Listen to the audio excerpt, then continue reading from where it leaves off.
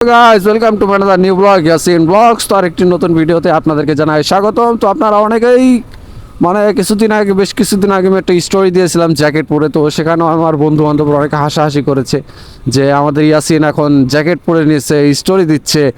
তো আমাদের এদিকে যে কী পরিমাণ ঠান্ডা পড়ছে সেটা আর তারা বুঝতেছে না, তো তারা আসলে মজা নিতেছে। তো তাদের জন্য আজকে মূলত ভিডিওটি করা। তো আজকে সকাল সকাল এই যে দেখতে পারতেছেন ভরপুর কুয়াশা, এখন বাজে 9টা, 9:30 বাজে। তো 9:30 বাজে যদি এরকম ভয়ঙ্কর কুয়াশা থাকে তাহলে তো বুঝতে, কিন্তু ব্রিজ, আমাদের বন্দরের বড় ব্রিজ দেখেন কি অবস্থা। সামনে দিয়ে সিএনজি আসতেছে, বোঝা যাচ্ছে না, অটো আসতেছে, দেখেন দেখছেন কুয়াশা কি লেভেলের কুয়াশা।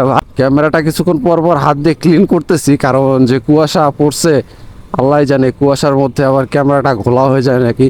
কারণ আমি যখন ফার্স্ট টাইম ঢাকা থেকে আসতেছিলাম কুয়াশার মধ্যে, ওই দেখছেন সবাই পাগল হয়ে গেছে এখন। এর জন্য আসলে মূলত দুর্ঘটনাগুলো বেশি হয়।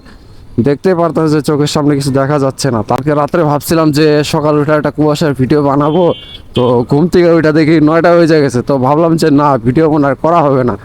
তো ঘুম থেকে ওঠার পর জানালা টানালা খুললাম, তো তারপর দেখি বাহ, সুন্দর মারাত্মক রকমের ভয়ঙ্কর রকমের সুন্দর কুয়াশা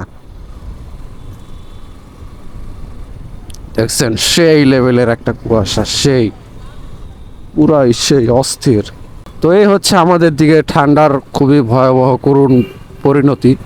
তো আমাদের উত্তরবঙ্গে আসলে মূলত ঠান্ডাটা একটু বেশি পড়ে অন্যান্য জায়গার থেকে।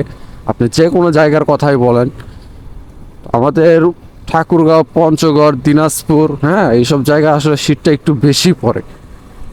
আমার লাইফে সবচেয়ে বেশি শীত দেখা হচ্ছে গিয়ে এদিকেই। কারণ আমি যখন ঢাকায় ছিলাম, তো এরকম কুয়াশা আসলে কখনো আমার দেখা হয় নাই, আর এরকম কুয়াশা আমি কখনো আসলে দেখিও নাই। দেখেন সকাল 9টা 10টা বাজে যদি এরকম লেভেলে কুয়াশা পড়ে, তো বুঝতেই পারতেছেন যে আরও সকাল সকাল অবস্থাটা কীরকম ছিল। ঠান্ডাটা আসলে কোন লেভেলে পড়ছে বুঝছেন, দেখেন শুধু।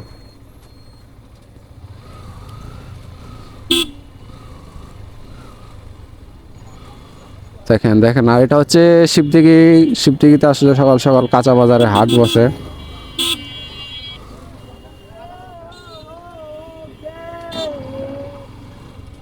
আসলে ক্যামেরায় সেরকম ভাবে বোঝা যাচ্ছে কিনা বলতে পারবো না, বাট আমার খালি চোখে সামনে যে কি আছে ওটা বোঝাই যাচ্ছে না।